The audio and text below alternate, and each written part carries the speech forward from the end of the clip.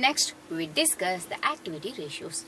Turnover ratio is also referred to the activity ratio, are concerned with measuring the efficiency in asset management.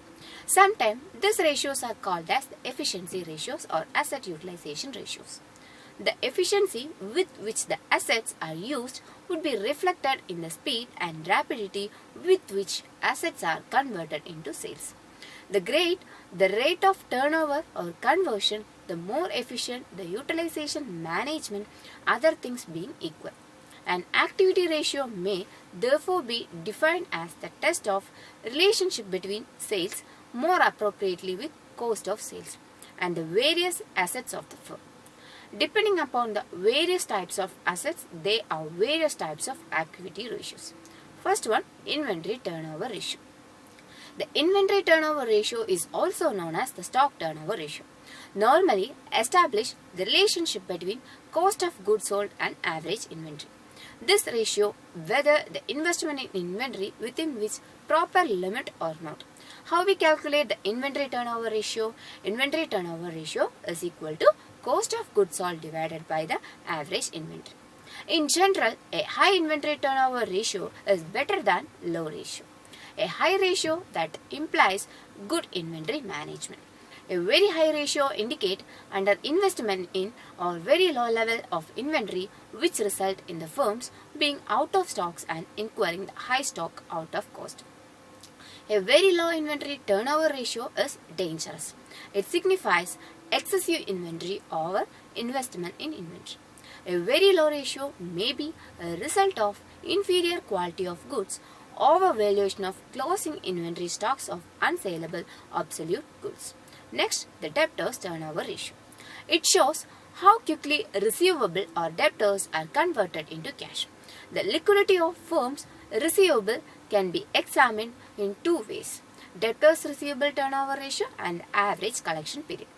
The debtors turnover ratio shows the relationship between credit sales and debtors of a firm. How we calculating the debtors turnover ratio? The debtors turnover ratio is equal to net credit sales divided by the average debtors. Next, the average collection period. It is calculated by dividing the days in a year by the debtors turnover ratio. Average collection period is equal to days in a year divided by debtors turnover. This ratio indicates the speed with which debtors accounts receivable are being collected. The higher the turnover ratio and shorter the average collection period, the better tried credit management and the better liquidity of debtors. On the other hand, low turnover ratio and long collection period reflects the payment of debtors are delayed. Next, the creditors turnover ratio. Creditors turnover ratio indicate the speed with which the payments for credit purchase are made to the creditors.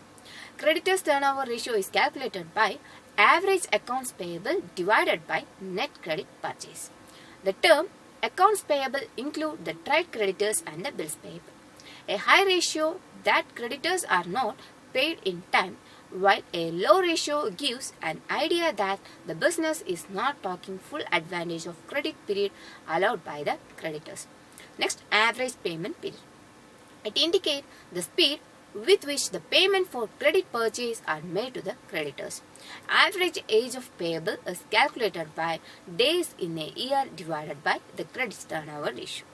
Both the creditors turnover ratio and the debtors payment period enjoy the ratio indicate about promptness or otherwise in making payment for credit purchase. A higher creditors turnover ratio or lower credit period ensure the ratio signifies that the creditors are being paid promptly. Next, the fixed asset turnover ratio. The fixed asset turnover ratio measures the efficiency with which the firms utilizing its investment in fixed asset, such as land, building, plant and machinery, furniture, etc. It is also indicating the adequacy of sales in relation to the investment in fixed asset. How we calculating the fixed asset turnover ratio? Sales divided by the net fixed asset. The turnover of fixed asset can be provide a good indicator for judging the efficiency with which the fixed assets are utilizing in the firm. A high fixed asset turnover ratio indicate the efficient utilization of fixed asset in generating operating revenue. A low ratio signifies idle capacity, inefficient utilization and management of fixed asset. Next, the current asset turnover ratio. The current asset turnover ratio ascertains the efficiency with which the current assets are used in business. This ratio is strongly associated with efficient utilization of cost, receivable and inventory. A higher value of this ratio indicates greater circulation of current assets, while low ratio indicates a stagnation of flow of current assets. The current asset turnover ratio is calculated by sales divided by current asset. Next, the working capital turnover ratio. Working capital turnover ratio indicates the velocity of the utilization of net working capital. This ratio represents the number of times the working capital is turned over in the course of a year. The working capital turnover ratio is equal to cost of sales divided by net working capital. The two components of the ratios are cost of sales and the net working capital. If the information about the cost of sales is not available, the figure of sales may be taken as the numerator. Net working capital is founded by deduction from the total of the current asset, the total of the current asset and current liability. The working capital turnover ratio measures the efficiency with which working capital being used by the firm. A high ratio indicates efficient utilization of working capital and low ratio indicate otherwise. But a very high working capital turnover ratio may also mean lack of sufficient working capital, which is not good situation.